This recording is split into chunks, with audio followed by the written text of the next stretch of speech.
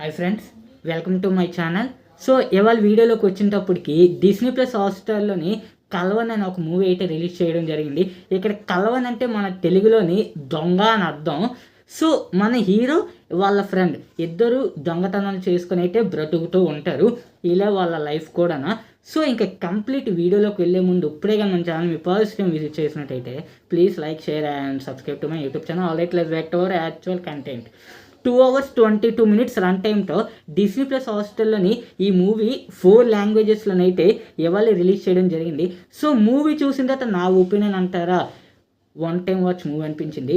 అది కూడా ఎక్కువ అనిపించింది. 2 అవుట్ ఫిలిమ్స్లోని నాకైతే సాంగ్స్ కానీ, పర్ఫార్మెన్స్ కానీ, స్క్రీన్ ప్లే కానీ, డైరెక్షన్ కానీ ఏం అనిపించలేదు.